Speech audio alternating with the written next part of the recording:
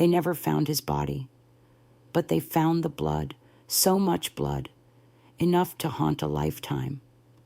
For 47 years, I believed Daniel Reyes had been murdered. I saw his face in nightmares and in strangers. I grieved him in silence, buried him in the folds of time, and tried to carry on.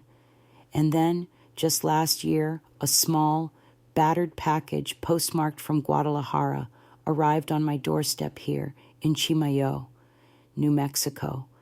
That package rewrote everything I thought I knew about love, loss, and the strange, winding paths that shape a life.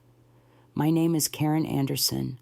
I turned 80 last spring, though I still feel like that hopeful girl from 1965, some days young and barefoot in the sun, heart cracked wide open by love.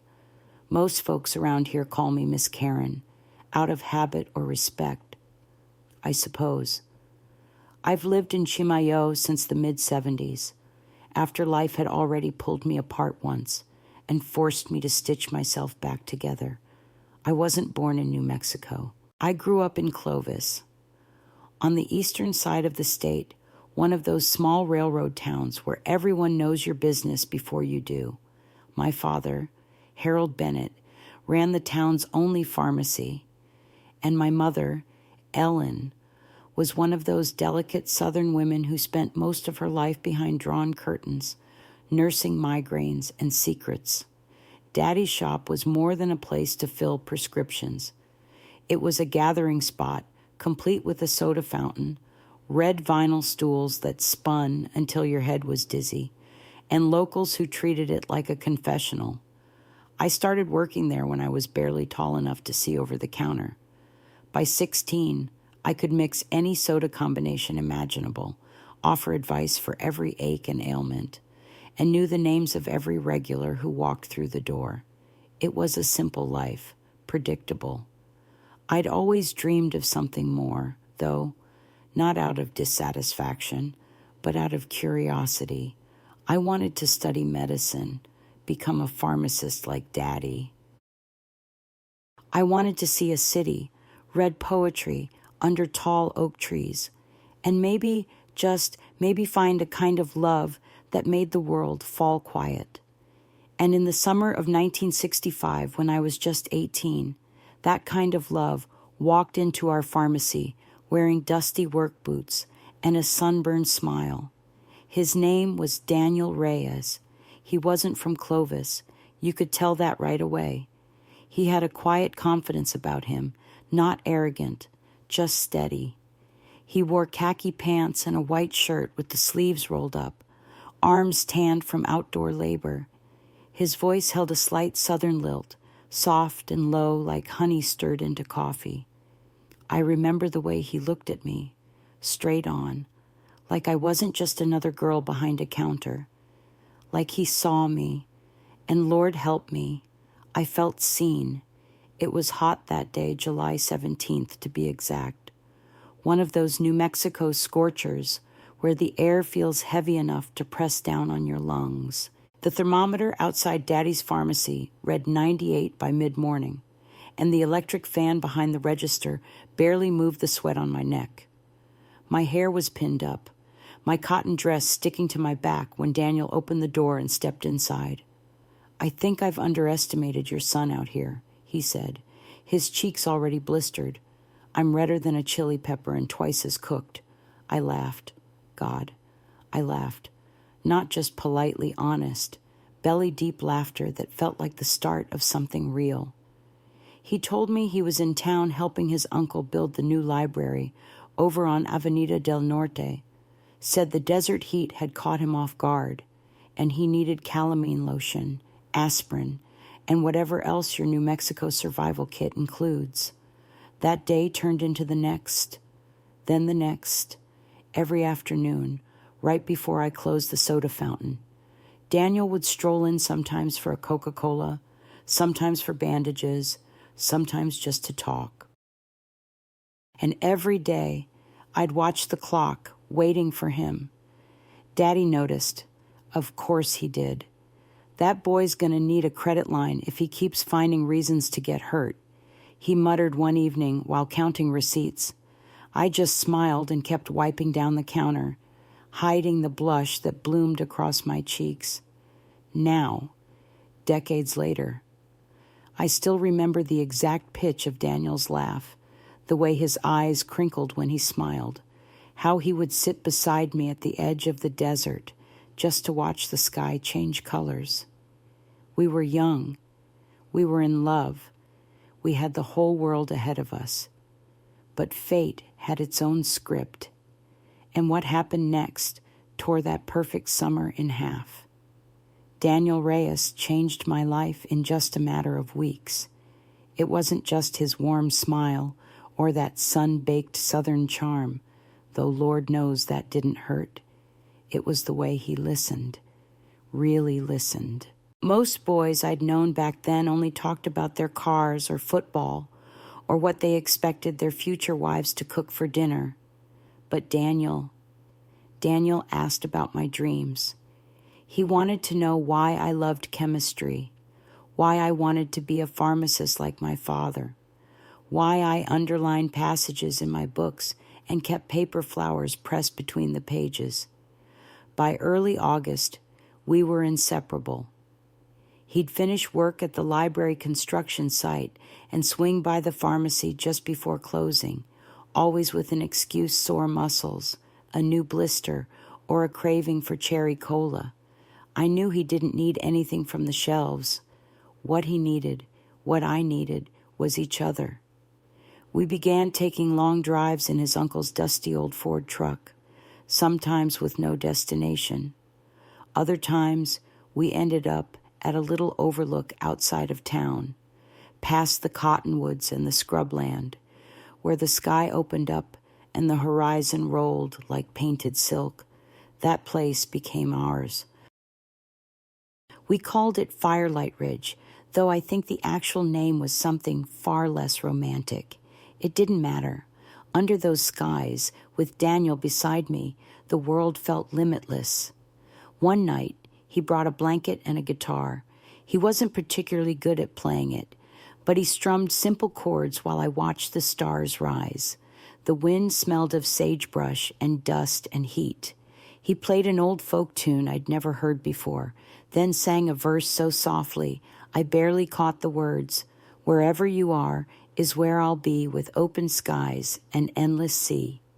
He didn't have to finish. I was already crying. "You're something else. Karen Bennett," he whispered, brushing my tears away. "I never believed in fate till I met you. I wasn't supposed to fall so hard, so fast. Mama always said summer flings were like monsoon storms, brief, thrilling, and often destructive. But this felt different, real, rooted. We'd grown close in the kind of way that made other people seem like background noise. Of course, my parents noticed. Daddy was watchful, his gaze sharp every time Daniel walked me home. But Mama was the one who took me aside one night. "You remember what happened to Annie Romero?" she asked, folding laundry while I sat on the edge of her bed. "Boy from Las Cruces came up here one summer, made her all sorts of promises, then left without so much as a goodbye. Daniel's not like that," I replied, a bit too quickly.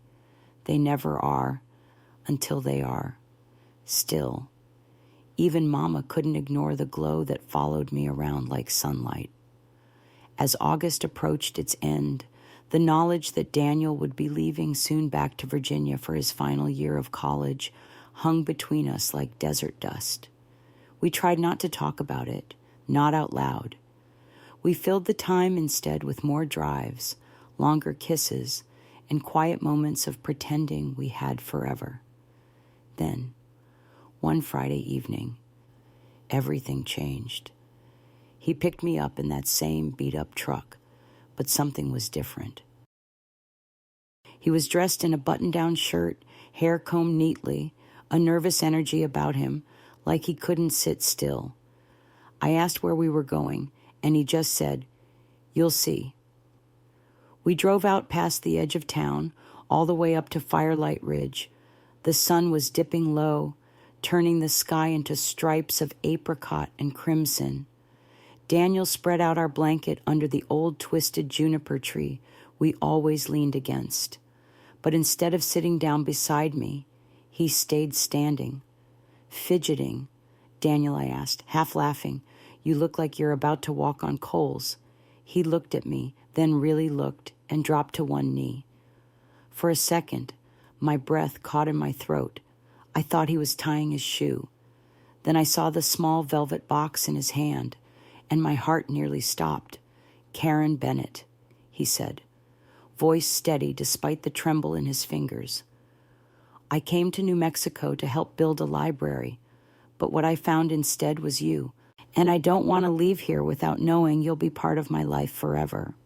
He opened the box.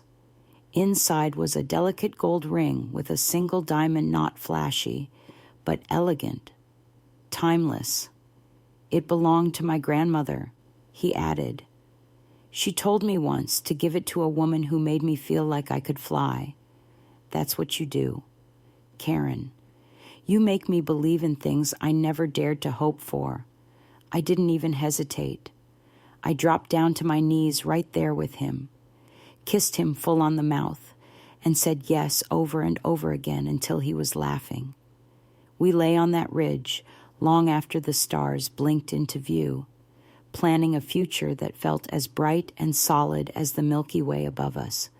A little house with a porch swing, a dog named Rufus, someday kids, and always each other. When he took me home that night, I slipped inside holding my hand out to Mama, grinning like a fool. "We're getting married," I whispered, and for the first time, she didn't warn me. She just pulled me close and said, "Then let's get to work." June 1966. Our wedding was just 2 weeks away. The invitations had been sent ivory cardstock with elegant gold script announcing the union of Karen May Bennett and Daniel Elias Reyes on June 25th at the First Presbyterian Church of Chimayo. Mama and I had finished sewing my dress, ivory satin trimmed with lace her grandmother had brought from Ireland. Daddy had ordered a 3-tier cake from a bakery in Santa Fe. Everything was ready, everything. Daniel was back in Virginia, finishing his final exams and packing up the life he'd leave behind. He was due to drive back to New Mexico on June 11th, giving him plenty of time to settle in, meet extended family, and prepare for the ceremony. We had one last phone call the night before he left. Long-distance calls were expensive back then, so we usually saved them for special occasions, but this one felt too important to skip. "I can't wait to see you," he said, his voice crackling slightly on the line. "This time tomorrow, I'll be in your arms. I've been counting down the hours," I told him, twisting the phone cord around my finger. "Are you sure that old truck can handle the drive?" "She's got one more journey in her," he laughed. "And besides, I've got everything packed, my clothes, my tools, your letters tied up with that blue ribbon you sent for Christmas. I love you to the stars and beyond. Daniel," I whispered, "I love you to the moon and back." "Mary," he replied, using the nickname only he ever called me. That was the last thing he ever said to me. The next day, I waited. I watched the clock from morning until dusk, trying to distract myself by organizing place settings and checking over the guest list for the 100th time. But Daniel never arrived. At first, I told myself he must have been delayed. Maybe a flat tire. Maybe he stopped to rest. But as the sun slipped below the Sangre de Cristo Mountains and the porch light buzzed to life, dread crept in. By midnight, I was pacing. By dawn, I was frantic. Daddy tried to calm me, promising he'd make calls. He reached Daniel's parents in Richmond, Carlos and Rosa Reyes. They were just as confused and terrified. He'd left early that morning, like planned, with everything he owned. But he never showed up in Chimayo, never arrived anywhere. 2 days later, police in a rural part of southern Colorado found Daniel's truck abandoned just off a dirt road near Trinidad. The passenger door was ajar. His wallet sat on the front seat intact, with $40-some in cash, his driver's license, and a photo of me tucked behind it. In the dirt beside the truck, they found blood. Not a lot, but enough to raise concern, enough to bring in dogs and volunteers. They combed the woods and dragged the creek nearby. Nothing, no footprints, no witnesses, no trace. I remember Mama trying to pull me away from the TV when the local news broadcasted a report, Chimayo bride-to-be left waiting, as fiancé vanishes under mysterious circumstances. She wanted to spare me, but I sat there, frozen, watching the words, missing person, flash across the screen like they didn't belong to my life. Sheriff Ramirez from our county worked with Colorado police and even contacted the FBI. After 3 weeks of investigation, they had no real leads, just theories. He could have stopped to help someone, and they turned on him. One detective suggested, or maybe he picked up the wrong hitchhiker. None of it made sense. Daniel was cautious, kind, always alert. He never would have just disappeared, not when we were days away from saying our vows. But the questions kept coming. Are you sure he didn't change his mind? Did you two argue? Could he have met someone else? Every time someone asked, it felt like a fresh wound. Like they were peeling away the truth and painting over it with something cruel. I knew in my bones that Daniel didn't run. He wouldn't do that to me. He loved me. He wouldn't have left me waiting at the altar, holding our dreams like glass, only to watch them shatter. But without proof, without a body, doubt spreads like smoke. The wedding day came and went. The church pews stayed empty.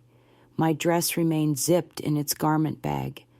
I sat in my room and listened to the silence, the kind that presses down on you so hard you think it might crush your lungs. For a while, I thought maybe I could wait it out, that he might walk back through the door, covered in dust and explanations. But weeks passed, then months, and the world kept spinning. People stopped asking, stopped bringing casseroles, stopped calling. But the looks stayed the pity, the whispering in the aisles of the grocery store. Poor Karen, left behind. Something must have been wrong with her. Maybe he got cold feet. I didn't cry in public. I held my head high, helped Daddy at the pharmacy, and told Mama I was doing fine. But at night, I'd lie awake, clutching the last letter Daniel had written me. I kept all of them, each envelope neatly tied in that same blue ribbon, hiding them beneath my bed like sacred scripture. I began to see him in dreams, walking toward me through fog, reaching out a hand, but I could never reach him. Something always pulled him away. Sheriff Ramirez continued to update us for nearly a year, but by spring of 1967, the investigation had gone cold. Daniel's parents returned to Richmond. I hugged Rosa tightly before they left. He loved you. Karen, she whispered, tears in her eyes. I know it with every inch of my soul. Whatever happened, it wasn't by choice. Even after they left, I couldn't let go. Every letter, every memory was a tether. I kept wearing his grandmother's ring on a chain around my neck, hidden beneath my blouses, like some kind of invisible vow I wasn't ready to break. One night, Daddy knocked gently on my bedroom door. I was sitting cross-legged on the floor, surrounded by photos and wedding scraps. You need to breathe, sweetheart, he said softly. This town, It's full of ghosts for you now. You should get away, just for a little while. Let your heart rest. It was Mama who suggested Boston. Her sister Lorraine had a small apartment and worked night shifts at Massachusetts General Hospital. There was a spare room, a new city, a chance. I didn't want to go. Leaving felt like betrayal, like turning my back on Daniel, but staying felt like drowning. So in the snowy January of 1967, I packed a small suitcase. I tucked Daniel's letters into my coat pocket, and I boarded a Greyhound bound east. As the bus pulled away from Chimayo, I stared out the frost-covered window, watching my hometown disappear behind me. I whispered one last promise into the cold morning air. If you ever come back, I'll be waiting. Boston felt like another planet compared to Chimayo. The streets buzzed with life-honking cars, shouting vendors, clanging trolleys.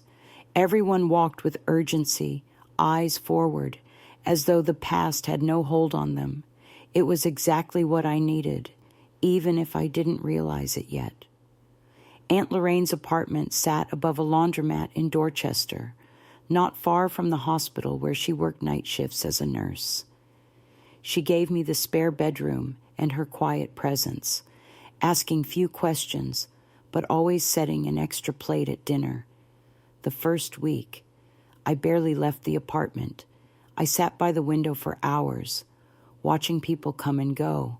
I imagined whole lives behind those hurried steps, lovers reunited, friends laughing, children chasing pigeons in the snow-covered park. I told myself I was just resting, but really, I was hollowed out, floating through days that didn't feel like mine. Aunt Lorraine didn't push, but one night, over her famous chicken and dumplings, she put her hand on mine. I know you think you're just passing through, sweetheart, she said gently, but maybe this city has something waiting for you. The next morning, I saw a help wanted sign in the window of a little bookstore tucked between a bakery and a dry cleaner near Harvard Square. The display was modest, stacked with classics and dusty paperbacks, but something about the smell of books, the quiet promise of stories, called to me. The owner, Mrs. Beatrice Morales, was a widow with silver-streaked hair, cat-eye glasses, and the soft, commanding tone of a woman who had spent decades telling people what mattered and what didn't. She didn't ask for a resume, just handed me a broom and said, "Start with the poetry section. It's a mess," so I did. Day after day, I swept and shelved and ran the register. I learned the regulars by name, the college kids with overstuffed backpacks, the retired professor who only read biographies, the teenager who hovered near the romance section and blushed whenever I made eye contact. I lost myself in other people's words, and slowly, almost imperceptibly, I began to feel human again. The dreams didn't stop. I still saw Daniel sometimes in crowds, in bookstores, in subway windows. I'd turn too quickly and find only strangers, but the sharp edge of his absence dulled slightly. What had once felt like bleeding began to feel more like a scar. By late spring, Aunt Lorraine brought home a flyer from the community college. "You should look at this," she said, dropping it beside my tea. "You've always been smart as a whip. No reason not to keep going." I stared at the course list: Intro to Human Anatomy, Basic Pharmacology, Emergency First Aid. A tiny flicker stirred inside me. It had been so long since I'd thought about pharmacy, about medicine, my first love before Daniel swept through like wildfire. Could I still do it? Could I even try? I registered for one class, just one, to test the waters. I sat in the back row, heart pounding, afraid I'd forgotten how to learn. But when the first exam came, I scored a perfect 100. The professor asked if I'd ever considered nursing. That flicker inside me grew brighter. By the end of the year, I'd enrolled full-time in the nursing program. That summer, I officially moved out of Aunt Lorraine's apartment. I found a tiny room for rent above a florist shop in Cambridge. The windows leaked cold in the winter and heat in the summer, but I didn't care. It was mine. It smelled like roses and possibility. I kept working part-time at the bookstore and spent my nights buried in textbooks. I had no time for tears, no energy for pity. There was a strange comfort in exhaustion. In 1969, 3 years after Daniel disappeared, I became a licensed practical nurse. I specialized in emergency care. There was something about the intensity of the ER, its noise and urgency and constant movement, that forced the mind to stay in the present. I had no room for memories when I was resetting broken bones or helping a new mother breathe through her contractions. It wasn't healing in the traditional sense, but it worked. And then, one ordinary Wednesday evening, I met Dr. Michael Anderson. It started like this. A patient had been brought in after a motorcycle accident, bloodied and unconscious. I was stabilizing him when Michael, tall, quiet, with a gentle presence, stepped in to assess the injuries. We didn't speak much at first, just worked in tandem, hands swift and practiced. Later that night, he found me in the cafeteria. Coffee, he asked, holding up 2 paper cups. I blinked at him. You mean, like, as a date? He smiled. No, just coffee. Unless you want it to be more, I agreed hesitantly.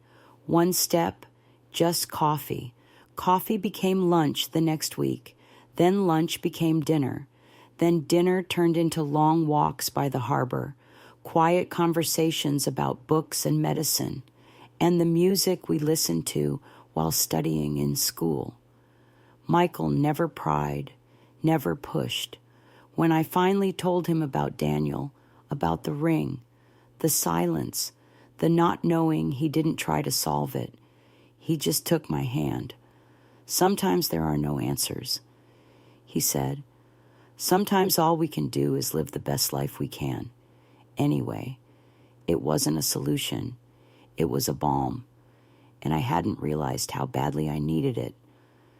It took me nearly 2 years to let Michael kiss me, not because I didn't feel something. I did. A quiet, steady warmth had bloomed between us, so unlike the wildfire Daniel had been. But every time Michael leaned in a little too close, every time his fingers brushed mine for too long, I'd pull back, guilt pressing like a stone against my chest. I was haunted by the memory of a man who never got to finish his story with me. But Michael never rushed me. He just waited. With that same calm presence, he brought into the ER every shift patient, unwavering, kind. He would sit with me in silence when the ghosts grew too loud. He never tried to replace what had been lost. He only offered something new, a different kind of love, shaped by patience and understanding.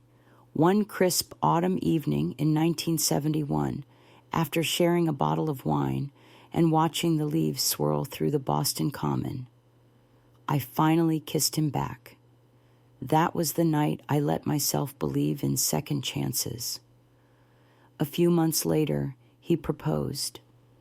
We were at a quiet little restaurant near the harbor, one of those tucked-away places that only locals knew. The lights were dim, the silverware mismatched, and the air smelled like garlic and old wood. He didn't make a grand speech, no ring and a champagne glass. Just a simple question, asked across the table with trembling fingers. Karen, would you let me walk the rest of this life with you? And I panicked. I left the restaurant in a flood of tears, shaking so hard I could barely breathe. The memories came rushing back Firelight Ridge, Daniel's soft voice, the ring he gave me with trembling hands of his own. Michael found me outside, sitting on a bench, wrapped in my coat and shame. "I'm sorry," I said, unable to look at him. "I thought I was ready, but I'm not done missing him." "I know," he said gently, sliding beside me, "and I'm not asking you to forget him. I'm just asking for a place beside the love you already carry." That night, I said yes. 3 weeks later, in a quiet civil ceremony at Boston City Hall, we were married. No white dress, no bouquet, no guests beyond Aunt Lorraine and 2 friends from the hospital. But there was love steady, honest, and hard-earned.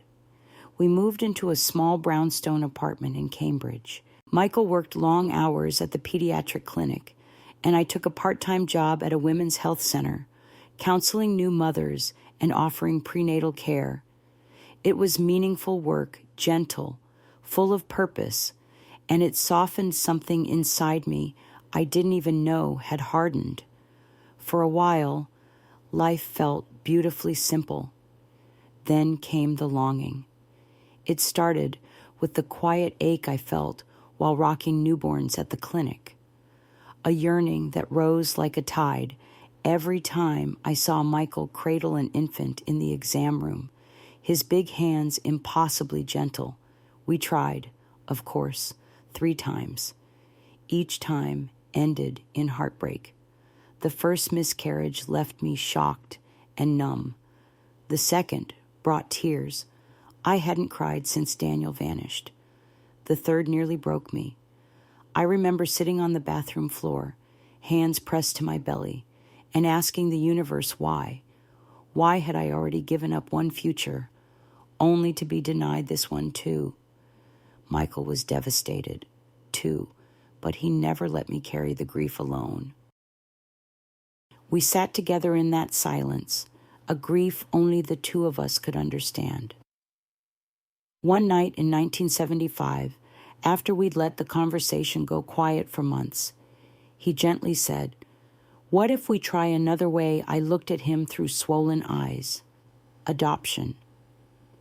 There are babies out there who need us," he said, "and maybe, just maybe, we need them too." Her name was Emily. She came to us wrapped in a yellow blanket, tiny and warm, with the softest brown eyes I had ever seen. Her birth mother was barely 17 and couldn't afford to raise a child. She wanted her baby to have a better chance. The moment the social worker placed Emily in my arms, something inside me shifted. It wasn't like a lightning bolt. It wasn't even like falling in love. It was deeper and anchoring. A quiet voice inside that whispered, "This is what I was made for." Emily became our everything. She was spirited from the very start, stubborn as a mule, curious as a cat, with a laugh that could warm the coldest New England morning. Michael and I threw ourselves into parenting with the kind of love that comes from deep gratitude. Every diaper, every sleepless night, every scraped knee felt like a miracle. The box of Daniel's letters, once kept beneath my bed, found a new home in the back of a closet, not forgotten, just no longer my center.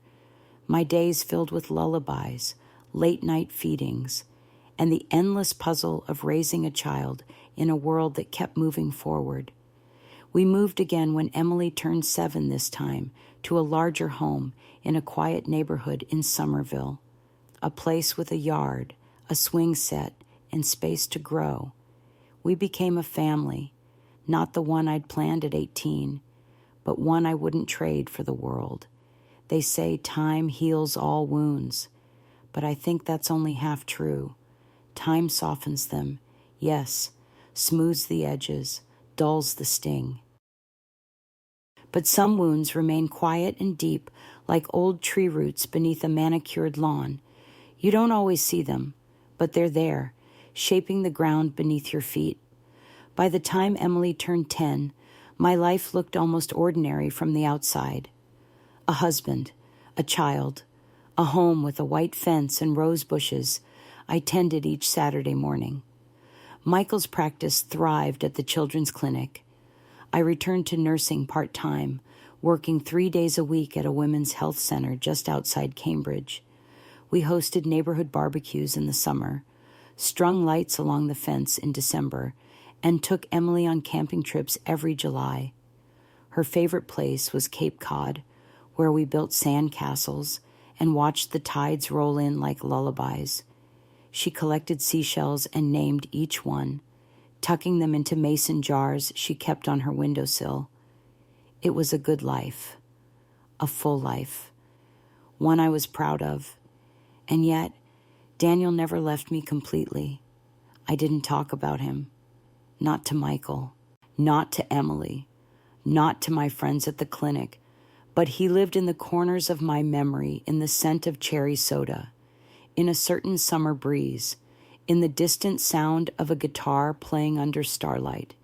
Every year, on June 25th, I took the day off. Michael never asked why. He just made sure there were fresh flowers on the kitchen table and coffee waiting when I came downstairs. A quiet understanding had settled between us over the years, one built not on explanation but respect. On those days, I would climb into the attic, open the chest I kept tucked beneath old quilts, and take out Daniel's letters. They were still tied with that faded blue ribbon, dozens of envelopes, each one a window into a time when I was still just a girl with stars in her eyes. I'd read them in order, slowly, feeling the years fall away with every familiar curve of his handwriting. There was comfort in that ritual, even if it reopened an old ache, a way to remember without unraveling.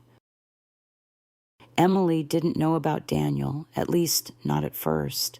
We never hid things from her, but some truths wait for their own right moment. That moment came the winter she turned 12. She was up in the attic with Michael, looking for Christmas lights, when she found the box. She brought it down to the kitchen, holding it like a sacred relic. "Mom," she asked softly, "who's Daniel?" The room spun for a second. My heart caught in my throat. I reached out and took the box, ran my hand gently over the ribbon.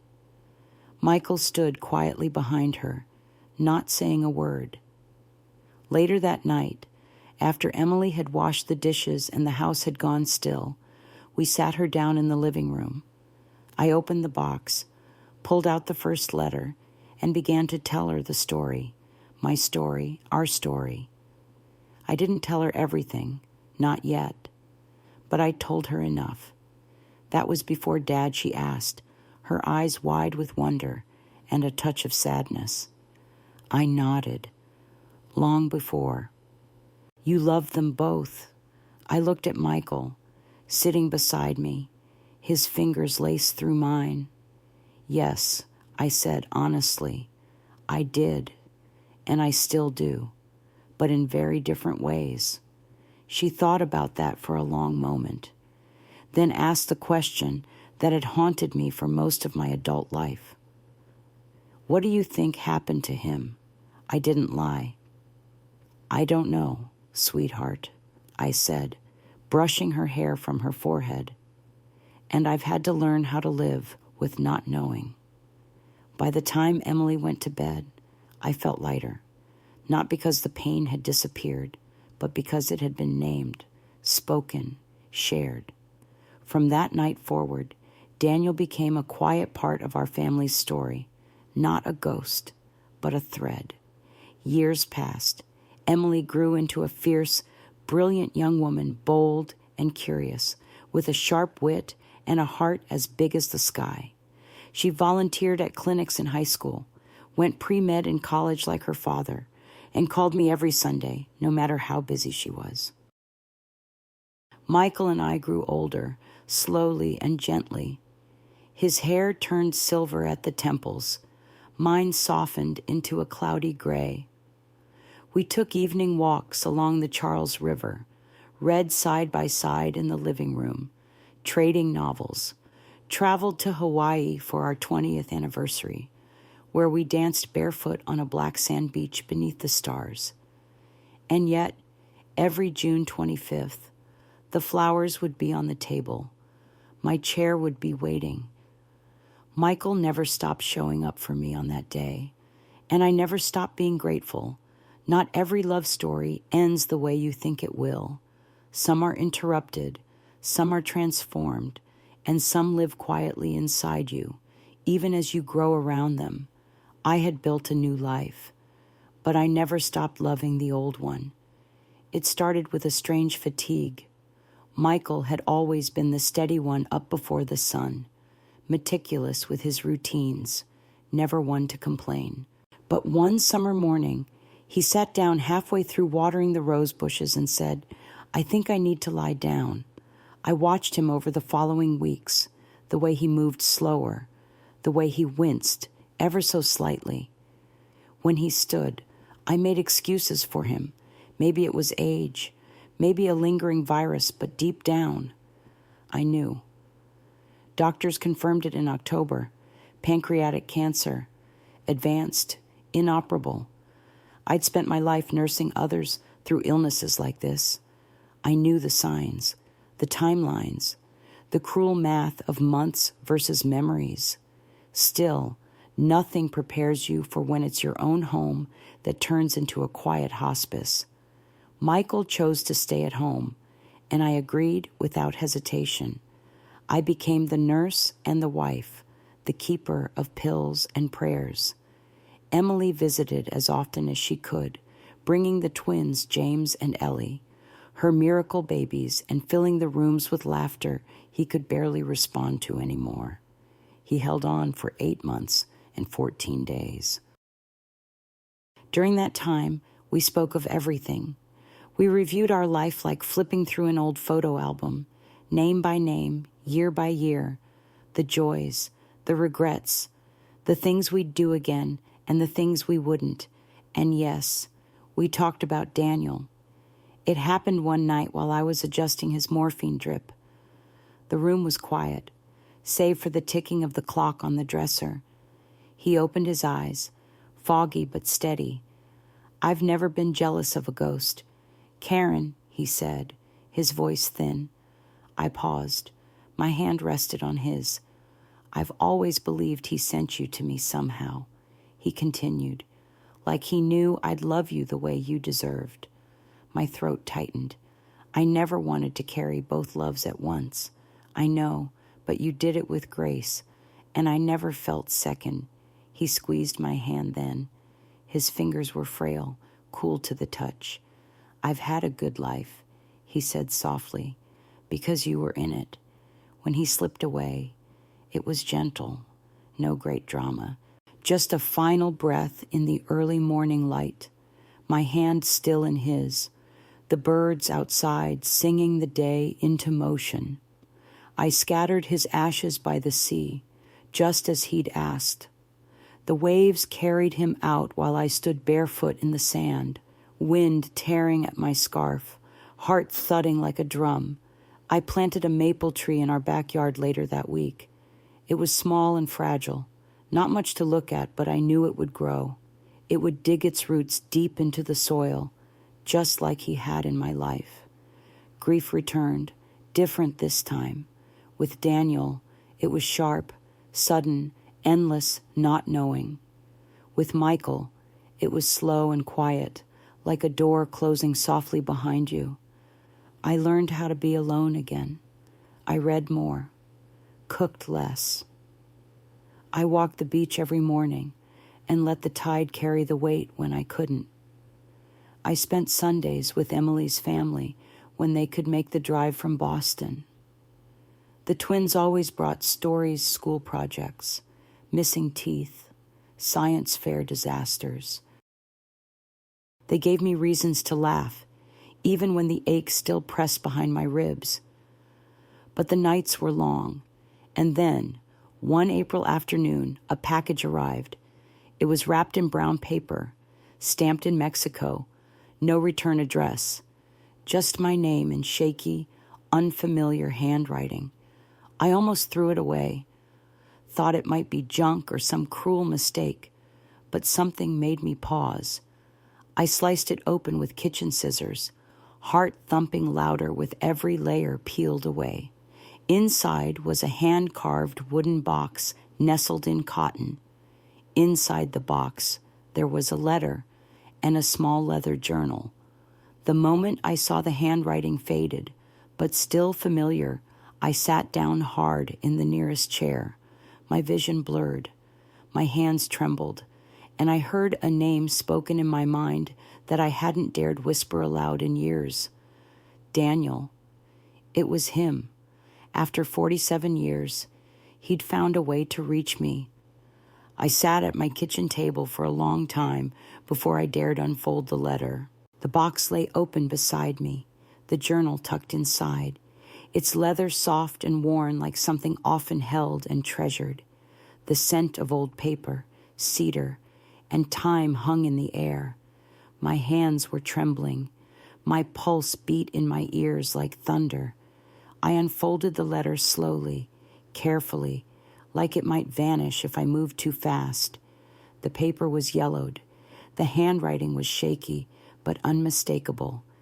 My dearest Mary, it began. No one had called me that in nearly 50 years. I pressed the page to my chest, closed my eyes, and for a moment, I was 18 again, barefoot on Firelight Ridge, the summer wind in my hair, the sound of his voice in my ear. Then I read, "If you're reading this, I have finally passed from this world, and my friend Manuel has fulfilled his promise to send you these things. I've written this letter 100 times in my mind over the years, never quite finding the words to explain the unexplainable. But I need you to know what really happened that day I vanished from your life. I left Virginia at first light, just like I said I would. The truck was packed with everything I owned, your letters tied with that blue ribbon, the ring box tucked into the glove compartment, my heart set on our future. I remember humming to myself as I drove. I was so sure of the life we were about to begin. Just past the Colorado border, I saw a man on the side of the road, waving for help. His truck had a flat, or at least that's what he claimed. I pulled over. There were 2 more men hiding behind his vehicle. I never saw them coming. They beat me, took everything, my wallet, my bags, even my shoes. They left me for dead in a dry ditch beside the road. I gasped, the paper trembling between my fingers. A farm worker named Mateo found me the next morning. He was undocumented, afraid of the police. Instead of taking me to a hospital, he brought me to his brother's house, a day's drive away in Mexico. I was unconscious. For nearly a week, I hovered between life and death. When I finally came to, I remembered nothing, not my name, not where I was from, not you. They called me Miguel. They gave me food, shelter, kindness. I tried to remember. Karen, I really did, but the memories didn't come, so I stayed. I followed Mateo and his family to Guadalajara at the end of the harvest. I worked in construction, then carpentry. My hands remembered more than my mind did. I could feel my heartbeat in my throat. Tears blurred the words. Years passed. My body healed. My mind remained a fog. But then, slowly, painfully, fragments returned. A girl's laugh, a pharmacy counter, the smell of cherry soda, the sound of someone calling me Daniel. By the time I remembered enough to know who I was, nearly 10 years had passed. I contacted an American church in the village. A missionary helped me search. That's when I learned that a man had been found near where I disappeared dead, unnamed, his face unrecognizable from injuries. The body had been cremated, assumed to be me. I covered my mouth, my eyes wide. All these years, we thought he was dead, and he had been alive, lost, and alone. remembering piece by piece. I discovered that my parents had passed. I found out that you had married a doctor, that you had a daughter, that you'd built a life without me. And I knew then I couldn't come back. What right did I have to crash into the life you'd so bravely rebuilt? What right did I have to reopen old wounds? When you'd already found peace and love again, I convinced myself that staying away was my final act of love. I married a kind woman, Maria. She knew my story. She accepted it. We had 3 sons. She passed in 1998. I never remarried. I never stopped loving you.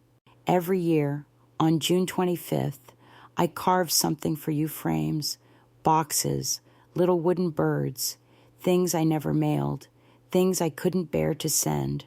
I kept your name alive in my shop, in my prayers, in the hollow part of my soul that always whispered your name.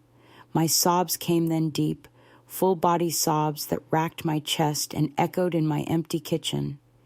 Cancer has come for me now, a different kind of thief. But before I go, I wanted you to know the truth. You were never abandoned. You were never forgotten. You were, and always will be, the love of my life, yours, in this life, and whatever comes next. Daniel. The last few lines were shakier. The signature trailed slightly off the edge of the page, as if his hand had lost strength at the end. I sat frozen, the letter clutched in my lap, staring out the window as the waves crashed along the shoreline beyond my backyard. Daniel had been alive. He had remembered. He had loved me, across countries, across decades, across silence. It took me an hour before I dared open the journal. Inside were pages and pages of his handwriting, memories captured as they returned to him, sketches of my face, some rough, some startlingly accurate, drawings of the pharmacy counter, of a dusty red truck, of Firelight Ridge under a blazing New Mexico sunset. There were entries marked with the years 1978, woke from a dream of her voice. 1985, smell of roses, triggered something deep. 1991, found a cherry soda in the market. Wept. I read through the entire journal in 3 days. When I reached the last page, dated just 2 months before the package arrived, I cried again. Not out of pain this time, but peace. Daniel hadn't left me. He had been taken, and in his own way, he had found his way back. I didn't call anyone right away. For days, I simply sat with the journal on my lap, Daniel's letter folded beneath my pillow, letting the truth breathe in the quiet of my home. It was strange after nearly 50 years of questions. The answer didn't feel like thunder or lightning. It felt like a sigh. He hadn't run. He hadn't forgotten me. He had loved me still. The ache I'd carried in my chest for so long loosened. Not completely, but enough for me to draw breath without it catching. On the 4th day, I called Emily. "Can you come this weekend?" I asked, keeping my voice even. "Of course." "Mom, are you all right? I will be. I have something to share, something important." She arrived Saturday morning with her usual energy, bright, focused, a doctor even in jeans and sneakers. We sat in the sunroom while the twins played in the backyard, their laughter drifting in like music from another world. I handed her the letter first. She read it in silence, eyes moving slowly, mouth set in a tight line. When she was finished, she looked up at me with a face full of wonder and sorrow all at once. "He was alive all that time," she whispered. I nodded. "Do you wish he'd found you sooner before Dad?" It was a fair question, one I'd already asked myself. I looked out the window at the sea, its surface glittering with morning light, then back at her. "No," I said. "Daniel was right. It would have been selfish to return once I had built a life, our life. I wouldn't trade your father, or you, or the years we shared, for anything in the world. Tears slipped quietly down her cheeks. I'm glad, she said, but I'm so sorry you carried that weight for so long. It's lighter now, I told her, knowing he didn't leave, knowing he fought to remember. We spent the rest of the afternoon paging through Daniel's journal. She traced the sketches with her fingers, smiled at the drawings of Firelight Ridge, paused longest at the ones of me. She held one up. He remembered you like this, all those years. I think I remembered him the same. Later, after the kids had gone to bed and the house had quieted, she asked gently, Are you going to contact his sons? I had already thought about it, long and hard. I considered it. I said, but I don't think I will. They deserve to know, don't they? Maybe. But they have their own memories of their father memories, untouched by tragedy. Finding out about me, about this part of his life. It might not bring peace.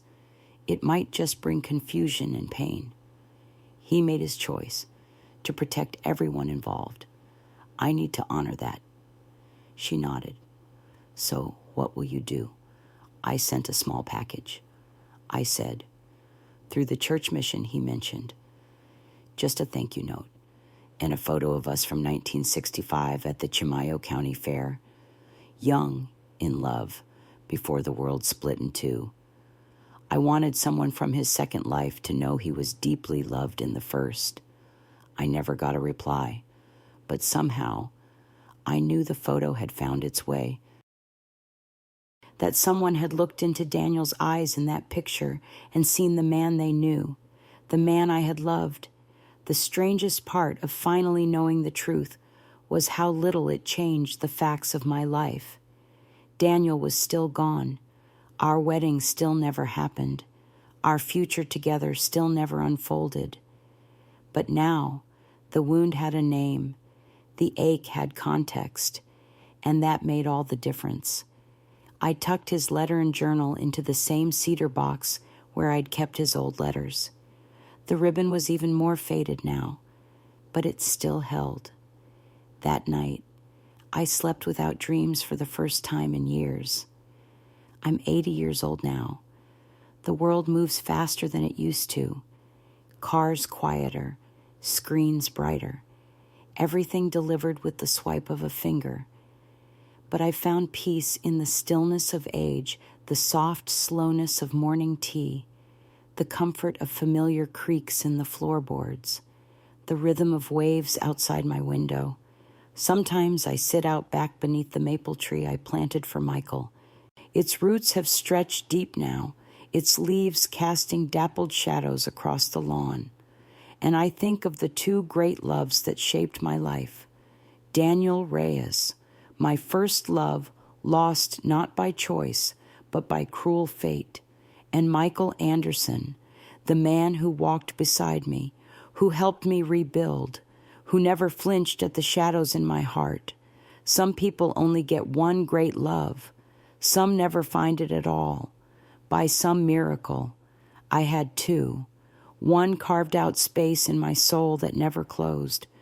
The other filled it with light and gave me a family. Looking back, I don't think life is about having a tidy ending. It's about learning to live with the questions we'll never fully answer.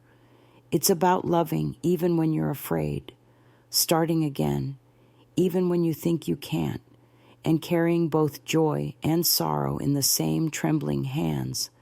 That package from Mexico didn't erase the past, it honored it. It brought Daniel home to me, not in body, but in truth. And with that truth came peace. I no longer wonder where he went. I no longer wake at night imagining footsteps on the porch. And on June 25th, I still set flowers on the table, but now I smile when I do it.